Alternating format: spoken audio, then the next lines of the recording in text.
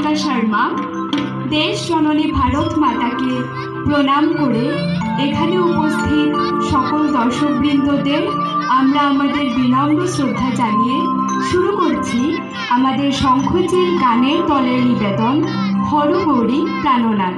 আমাদের যদি কিছু ভুল ত্রুটি হয় তাহলে আপনারা অবশ্যই আমাদেরকে ক্ষমা সুন্দর দৃষ্টিতে দেখবেন।